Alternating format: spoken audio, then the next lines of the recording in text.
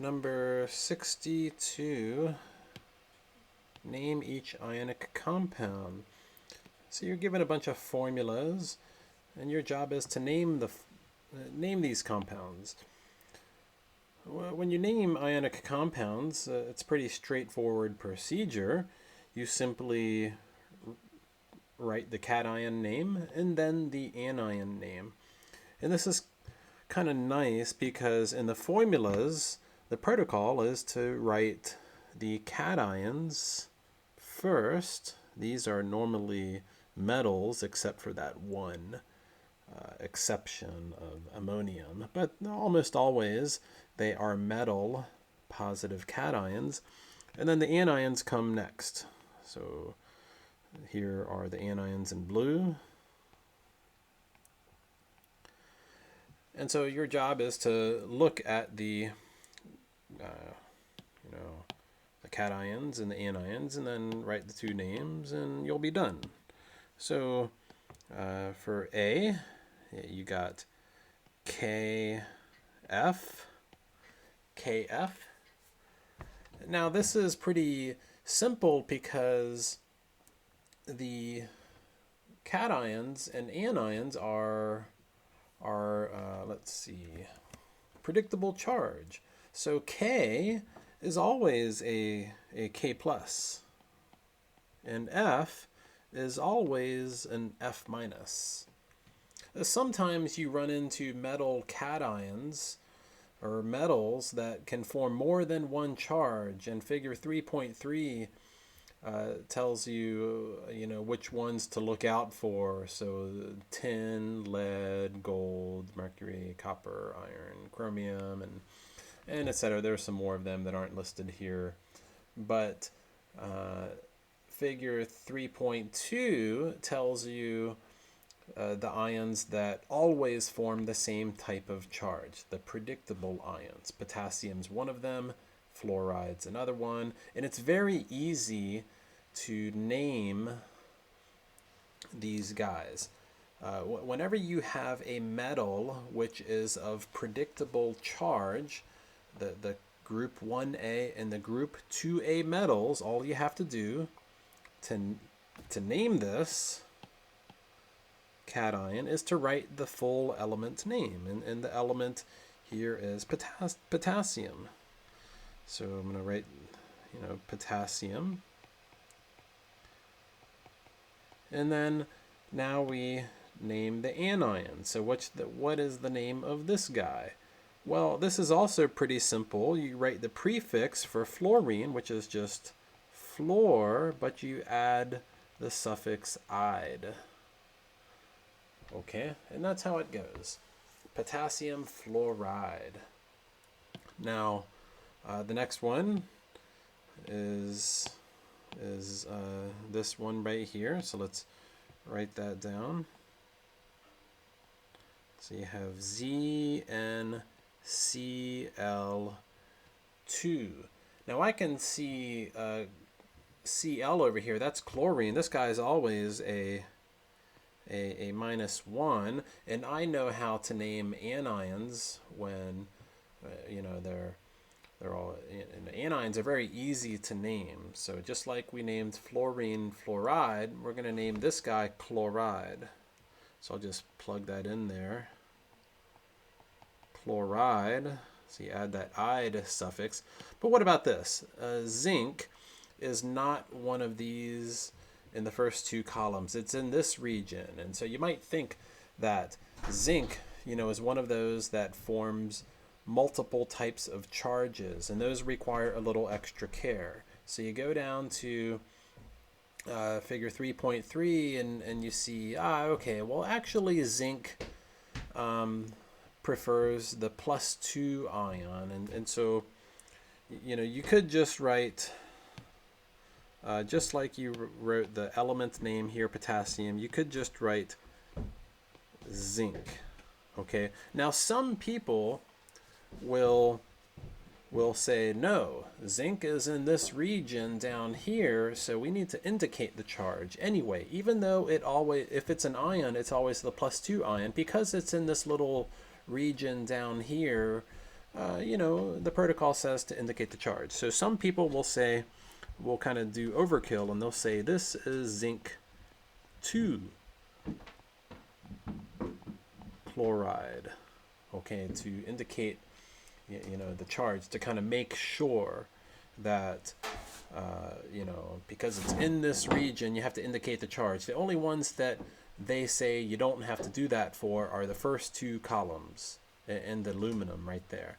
Okay, the first two columns in aluminum, those are the only ones right there. That anybody else, you have to indicate its charge in the name somehow.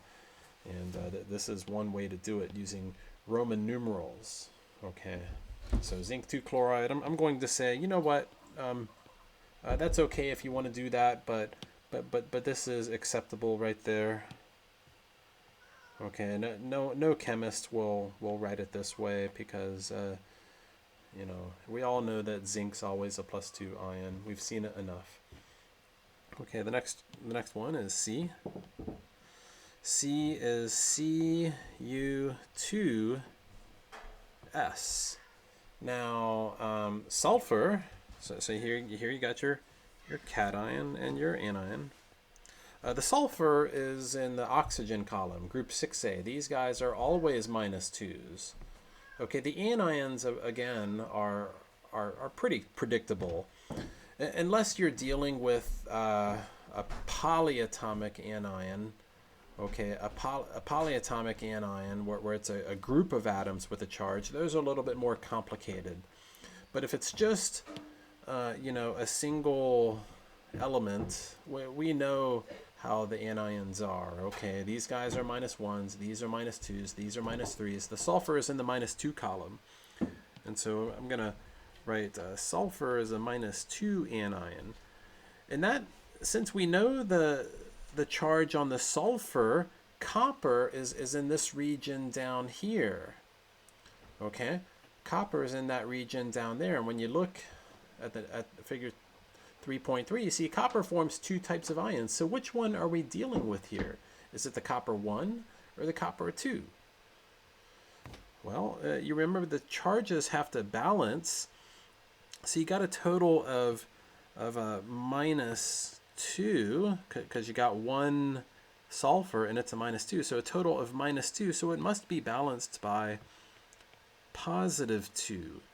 And since there are two coppers, each of them will kind of, the +2 will be equally distributed on each of them, so they're each +1. So here the charge on the copper is +1, or just plus is fine.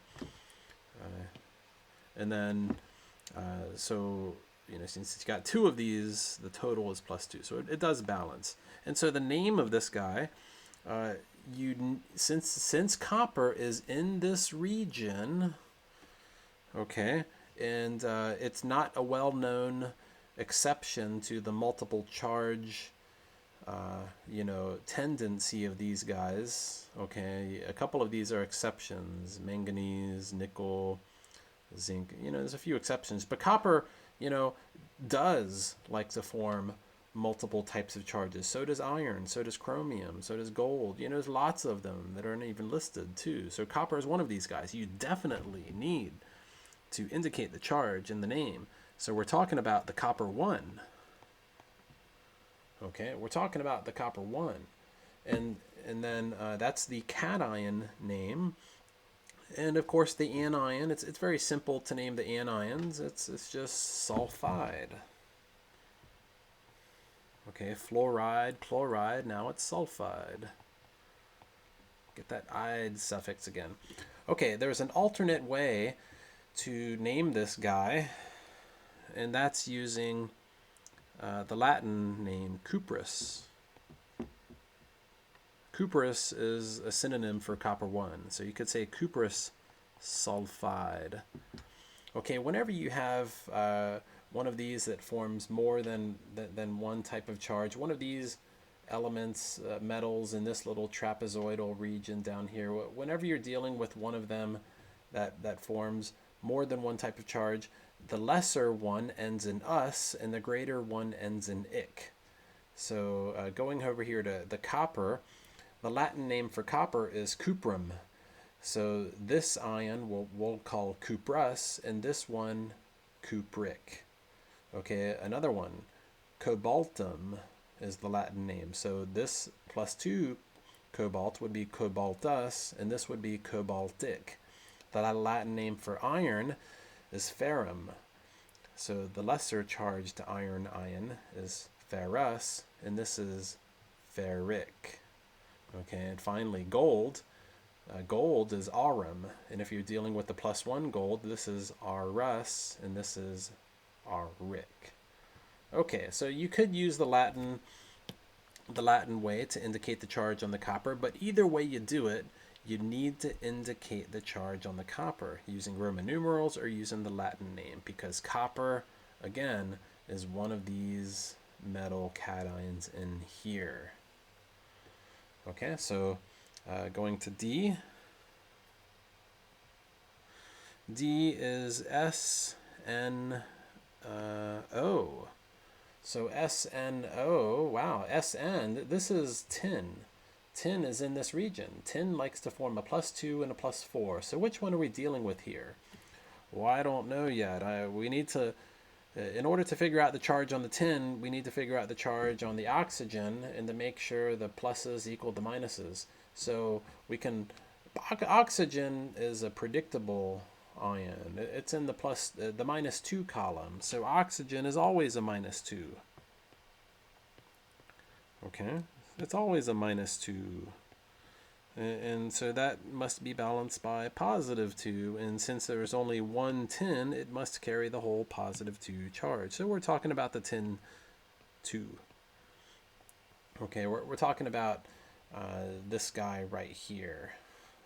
Okay, that's the tin 2. And we could write this, the full element name for the metal, indicating the charge since it's in this region. You only have to indicate the charge for the metals in this trapezoidal region, yet not for those 2 columns, and not for any of the exceptions right there. Okay, and I know it's complicated, but only for the metal cations in this region that form multiple types of charges are the ones that you need to indicate the charge in the name. So you have tin 2, and then oxide. Okay, remember the nonmetals get that "ide." Okay, but again, you can use the Latin nomenclature. The Latin for tin is stannum. Okay, you know where you can find these Latin names? There's a table that might help you out here. Tables 3.3 and 3.4. So stannum, tin, stannus and stannus for the lesser charge, and then stannic for the greater charge. So you could call it tin 2 or stannus, or tin 4 and stannic. Remember the us and the ic for the lesser and the greater charge. So we could call this stannus oxide. And that would also work. So let's move on. E. I like naming compounds. Maybe you don't like naming them as much as I do, but I do. AU, give me back my gold. So AuBr3, and you guessed it, Au is gold. Okay, gold, it's always the cation and then the anion. Gold, what's the charge on the gold? Well, to figure out the charge on the gold, you need to figure out the charge on the anion bromine. And bromine is in the -1 column. Okay, there it is right there, below chlorine and fluorine. It's a -1. Okay, so you're talking about -1 bromine. Since you got 3 of them, though, 3 of these, it's a total of -3. And that must be balanced by the +3. And since there's only 1 gold, okay, 1 gold, that +3 is, carried by the 1 ion. So the 1 gold carries that entire +3 charge.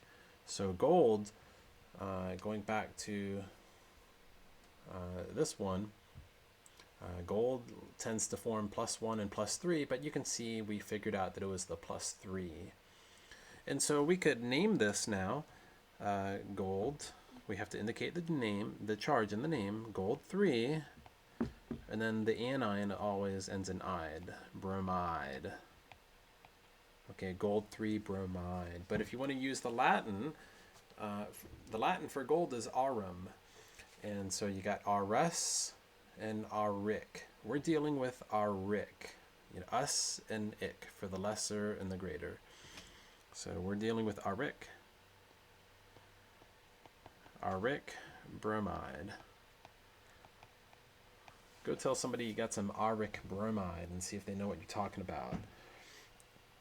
Okay, and then you got F, Li2S, Li2S. Okay, Li, that's one of the predictable metals, and S is one of the anions over there. So S is going to be -2. So you got sulfur -2. And then lithium's over here in the +1 column. And so lithium +1. And everybody's predictable here, so you don't have to do any special type of naming. And so you just write the full element name, lithium, for the cation. And then the sulfur gets the ide. The anion always gets ide. So sulfide. Okay, you don't have to indicate the charge on the lithium because lithium's always a +1. So you just, write lithium. Okay, and then sulfide. There you go. Okay, last one, G. SNBr4. SNBr4. Now SN is in this region. That's that stannum, the tin, remember? So we're not sure what the charge on the tin is on the stannum yet, but we know that bromine is going to be a -1. It's in the -1 column. There it is right there. Okay. So we know bromine.